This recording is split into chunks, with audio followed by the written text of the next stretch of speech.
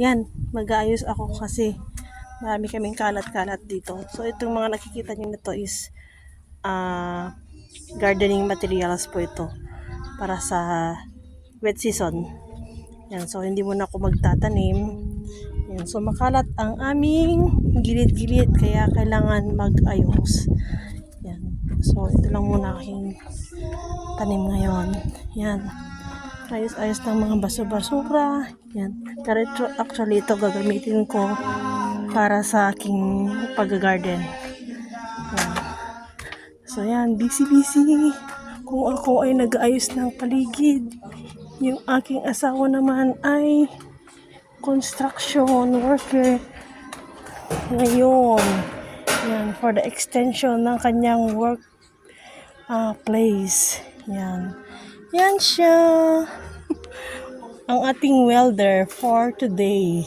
At ang makulit na bata. Madungis na siya. Anong gawa mo dyan, anak ko? Magwe-welding ka din? Yan.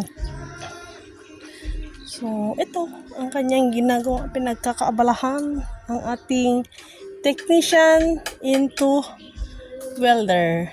You loves. Say hi naman daw, Yan. Hi! Say hi, anak ko. Hi ka nga, anak ko. Hi ka daw. O yan, maanaan, matalsikan ka dyan, anak ko.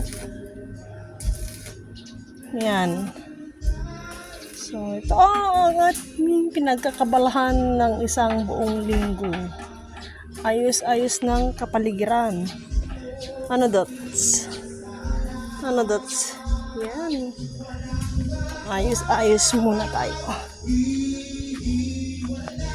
Daming kalat.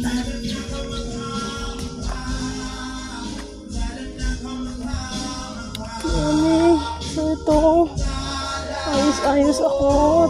Ito yung gagamitin ko sa aking mga garden. Ang aking tanim ako ng sibuyas. Yan, so ito muna.